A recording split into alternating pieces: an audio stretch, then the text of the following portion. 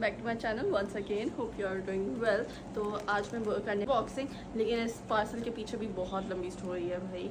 जब ये मैंने देखी थी तो ये मुझे बहुत पसंद आई थी, बहुत ज़्यादा। तो सबने बोला नहीं नहीं नहीं नहीं अभी नहीं ले, अभी नहीं, सेल लग जाएगी ईद के बाद, तो फिर ले लेना।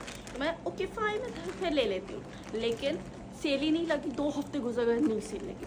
सो मैंने क्या, ओके फाइन, अब तो सेल लगी नहीं रही तो मैं इसको ऑर्डर कर लेती हूँ। मैंने ऑर्डर कर दिया।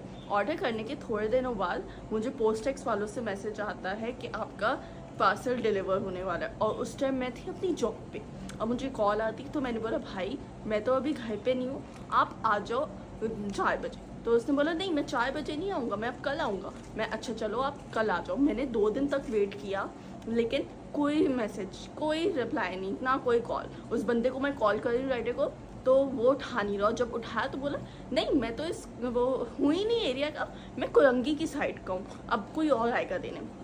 तो मैंने कंप्लेन की, सब कुछ किया।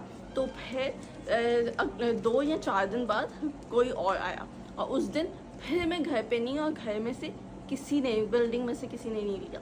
तो फिर दूसरी दफ़ा पोस्टल वालों ने कर दिया उसको कैंसिल।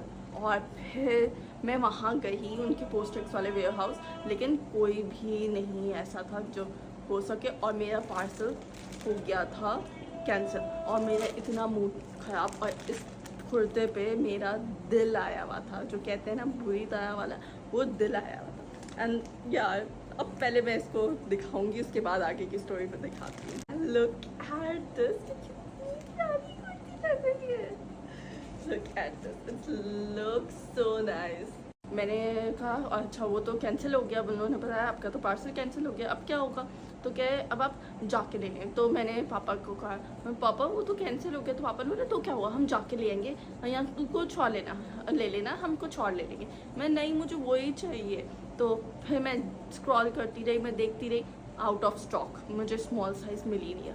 और फिर कुछ दिन बाद जैसे इन लोगों की सेल लगी, उस दिन मैंने देखा, लेकिन तब भी इस वाले कुर्ते पे उन्होंने सेल नहीं लगाई। मुझे तब भी ये उतने का ही पड़ा जितने का एक्चुअल प्राइस थी।